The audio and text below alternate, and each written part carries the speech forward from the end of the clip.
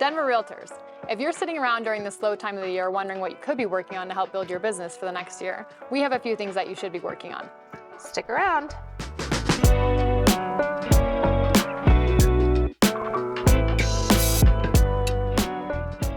Welcome to Two Blondes and Brokerage. Today we are going to talk about the top 3 things that we think you should be doing at the end of the year. Now that it's kind of a slower season, definitely some good tips to do when we're slow. This is actually my favorite part of the year, I feel like, because one, we're all big goal setters and we all have vision boards and everything around the office. And I just really like to focus on what the next year could look like. And that's really inspiring for me. And so I love to take time to be able to do that. And it's really hard to focus on that during the year when we're super busy with our clients and trying to make sure they're taken care of. Yeah. So for me, I feel like for realtors, the end of the year is kind of the time where we can focus on ourselves and our business and regroup and create this vision for the next year. Yep. And that's why goal setting for me is like, it's my favorite part of the end of the year. Yeah. And I was actually talking to a good friend about the 12-week year because that's how we build a lot of our goals. And so we actually get to set goals several times during the year during these 12-week years. And so they're kind of quarterly goals, but they're looked at a little bit differently because these are like fully focused goals where we're not looking at them just as a quarter. This is our full focus for this next 12 weeks. And then we're going to set new goals, but we're not trying to think about what those goals are going to be like until we get through this set. And so when we learned about that, that was like really huge for us because it just kind of changed our mindset around goals. And it's a lot easier, I feel like, for your brain to be able to focus on, you know, these are 3 big rocks or whatever that I'm going to be focusing on for the next 12 weeks versus trying to pretend like you can anticipate where your business is going to go for 12 months. And I think that it's good and bad because, you know, it's like your business could propel way faster and then those goals are irrelevant or things could come up that take some like reviewing. And so I think if you haven't read the 12-week year, you definitely should. And then it's great to meet with a group like we do to actually set up those goals and have accountability partners to go through them too.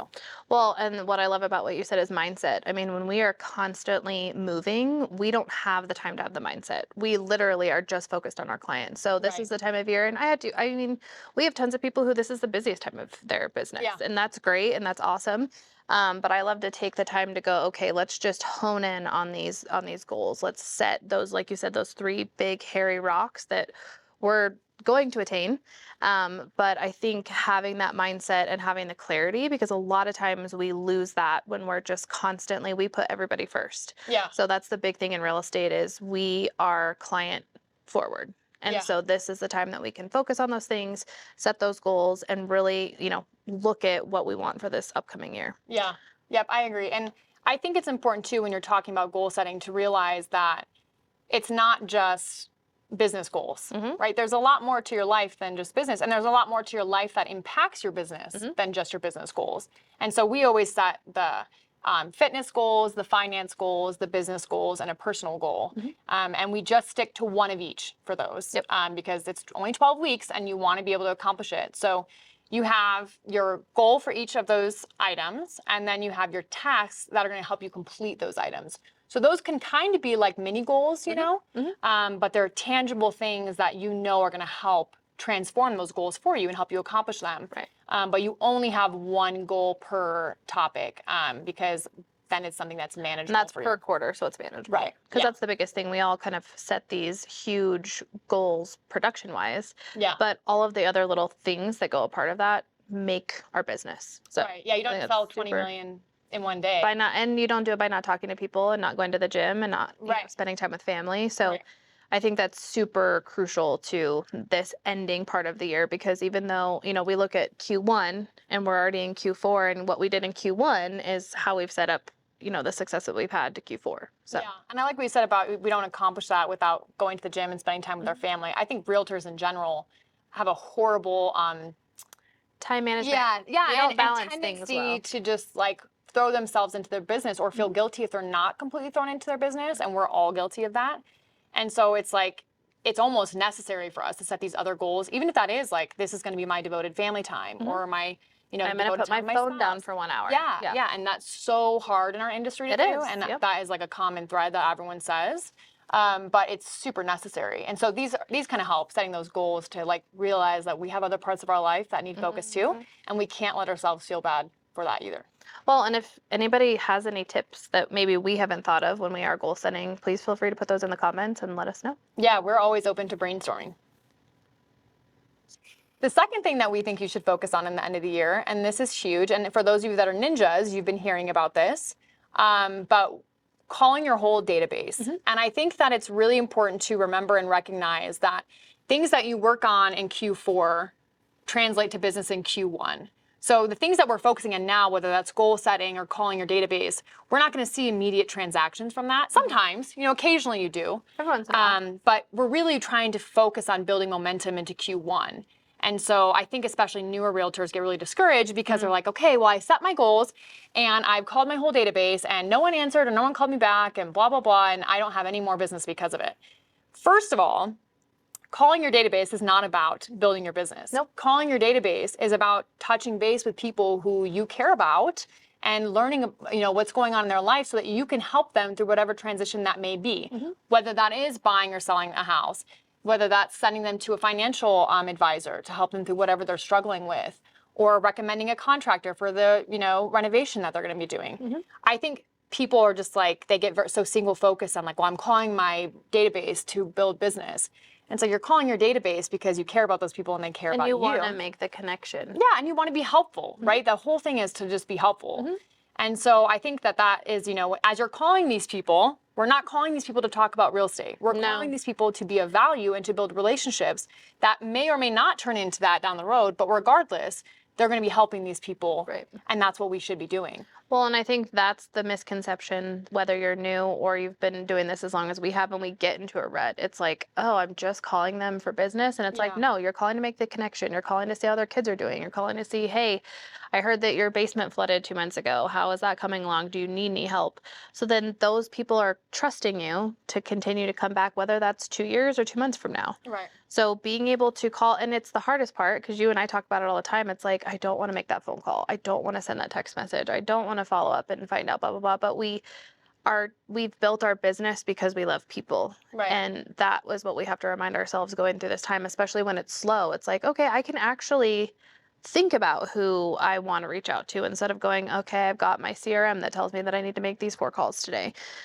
So in your business, if you feel like you're having that rut of like, oh, I don't want to do this, think about why you're doing it. Yeah. You're doing it to connect with people and to make that reconnection. Because a lot of even our clients, I mean, some of my guys that I sold to 4 or 5 months ago, I haven't reached out once because I've been so busy.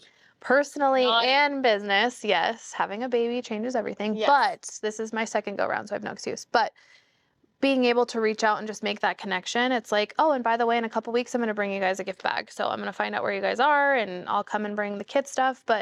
And then once you have that conversation, it's like you fall right back into exactly where you left off, which is what's the beauty of being in the slow time to appreciate those connections, that relationship. And it's so much easier once you're on the phone than you think it's going to be. And especially if you're not calling to build business. If you're calling to build business, that is a very cringy feeling. Yes. And your clients will know immediately and that conversation will not continue. No. But if you're really just calling to see like, how your vacation went or how the remodel is going or whatever, people love to talk about that stuff, and love to build that connection. And if you're realtors, if you're unwilling to call someone on your database, I think this is also a good time of the year to reevaluate whether they should be a part of your database. And there's nothing wrong with, dwindling down your database to people that you truly feel comfortable reaching out to all the time and talking to or going to lunch with or coffee with or inviting to a client appreciation event. Your database should be filled with people that you want to have regular communication with. And in my opinion, less is more. So, you can take a database of 500 people and there may be 450 people that you don't feel comfortable having that conversation with.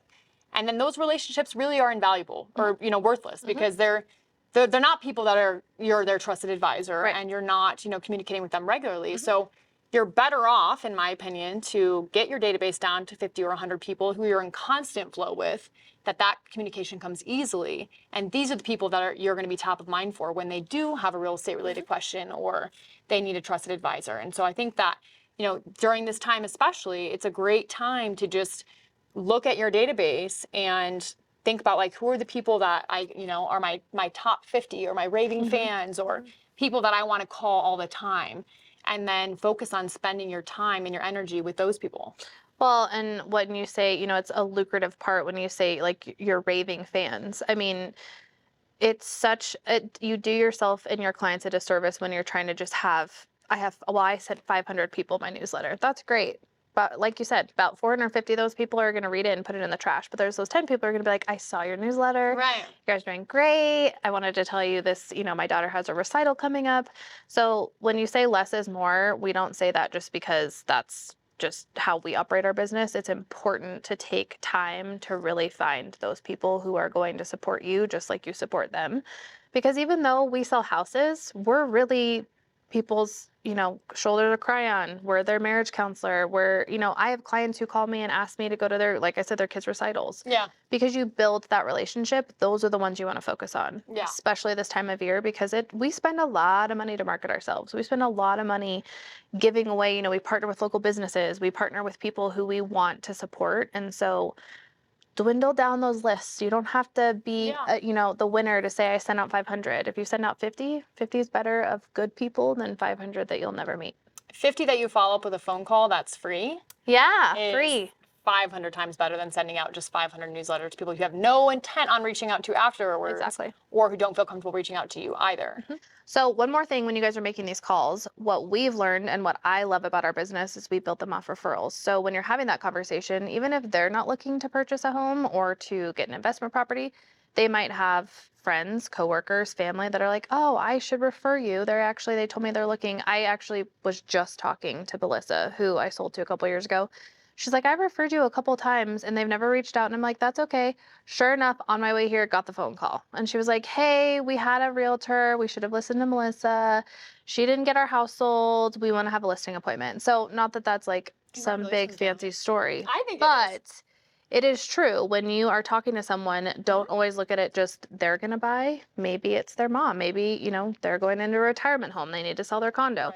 So, striking while the iron's hot, trying to find those things is probably pretty crucial this time too. And I think that statistically, every person in your network, right, in your sphere, has 6 to 8 people that they know that are going to buy or sell that year too. Mm-hmm. So that's why when we're talking about having a smaller database is not a problem if you're going to work that database and to be able to pull those referrals as well. So just know that every person on there could equal 6 to 8 referrals in just that 1 year and start to capitalize on that too. And one more tip as well. I learned this when I first got into real estate. The biggest thing you can do, and this is the time of year to do it, where do you spend your money? Those are the people that you want to be on your sphere. So I get my lashes done, my lash girl, my hair girl, the girls I get my nails done with, the guy that literally takes my Amazon returns all the time at the UPS store.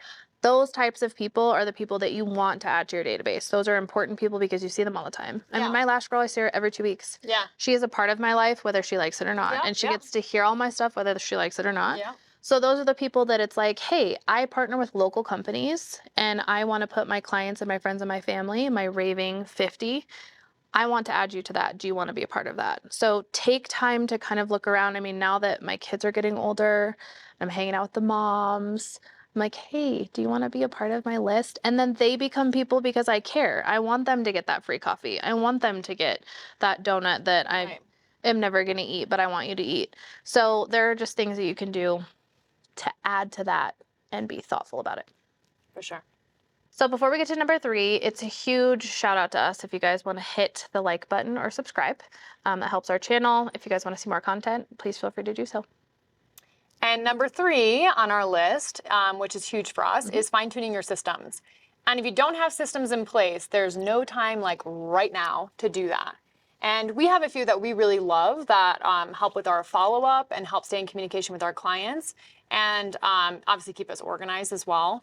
And marketing too. And so we are huge on things that generate auto flow because we do get busy and life happens and it's really hard to focus on those things all the time when you're also working in your business. And so we love using Boomerang. So you can send out monthly or quarterly options on there and they're really great. Partner with local businesses that go straight out to your clients. And it's awesome because you just upload a CSV file and all of your contacts are on there and you just set it and forget it. And that's huge for us. And so obviously there are also other systems that need to be, we think should be a little bit more personalized. And so we're big on writing birthday cards, handwritten birthday cards. And so that's something that's a system for us where we all have a day where we sit down and do our birthdays for the week. And then another one that we like to personalize is our newsletter. And so just a combination, a really good combination of like auto flow and things that are unique to you or personalized to just help build your business and keep you in flow with those people that you are adding to your database or taking out or whatever, fine tuning. And your CRM is huge too. We're really terrible about this right now. We are. Nettie's crushing it. She's getting so much better. She's teaching me all the things. I'm so proud of her. But if you're doing all this contact, with the people that you should be doing, like you're making those end of the year phone calls, or you are sending out the birthday cards, or you're sending out real estate reviews, you have to have a way to track all that because it's so hard to keep track of, a couple hundred people in your database, how often you're reaching out to them. And so a CRM is so good for that, but you have to use it. Like every CRM is only as good as the user is. It doesn't matter if it's like world class if you don't get in and use it. Yep. And I think this is something that a lot of realtors struggle with. And you've got people like us who struggle with CRMs. And then you've got people who are totally invested in it. That is just like, it is just Makes a difference. yeah, exploding their business. But it's hard to make it a part of your routine. And it's like, if it's not a part of your routine and you have all these other things going, it's easy to forget to do it. It is. And that's why we are so focused on doing it now, because you have the time to get into the habit. What did they say? It takes 28 days to create a new habit. Yes. So starting with just small, and what we both have done is starting small. So we might have these big, hairy, audacious goals, but we're also trying to focus on the little things that build us up to that. And so taking the CRM that is our big, hairy, scary, big goal of trying to implement in is if we're, we've noticed if we're not using it, then I don't know what real estate review I sent out. I have my birthday cards here. Oh, wait, did I send that? So we're going to really focus on, taking advantage of that. But the other thing that you brought up that brought top of mind is really keeping in tune of what you want Q1 to Q3 to look like. Yeah. Because again, what we're doing now isn't necessarily what is going to affect now. We're building it so that the train starts rolling, so that whether the recession peaks in April or it peaks in February, we have a little bit of time to go, okay, before the market starts to get crazy again, we've already built all of these habits in place. Yes. And setting time management is key in this business. And we're both at fault of that. As I'm sure a lot of you guys are, but taking the time to go, I'm going to block out 3 hours to do X, Y, and Z. I'm going to put my phone down for 1 hour because I need that time and balance, and get into that habit so that when you are busy again, you're not wondering, oh crap, maybe if I would have just taken a couple of weeks a few months ago to get that set into place, I would have had all that set up. So really take the time to have the time management and set your own goals. Just because, CRM is something that everybody and their mother has and you don't need it, great. If you have a different way of tracking it, awesome. Be consistent though. But the consistency is key, and making it work for you. I mean, what your day-to-day looks like is different than what my day-to-day looks like. So don't kick yourself for going, oh, she got 4 real estate reviews out and I only got 1. There's a reason for that. You put your time into a different management style. Right. So keep in mind that what works for us might not work for you. So if you guys have any tips, feel free to drop them in the comments. Let us know if you have any questions, because I feel like we always ask for tips, but not questions. So feel free to drop those in, and keep us posted if anything kind of sparks your brain to fill us in on what you guys do, because a lot of the stuff that we do might not work. And yeah, there's it's helpful. A lot of different ways to do it for helpful, sure. Yeah. And if you're looking for a book on habits, we love Atomic Habits, and it's a really great way to kind of train your brain into setting habits that will help you be successful, but that are within your realm as well. So. Right.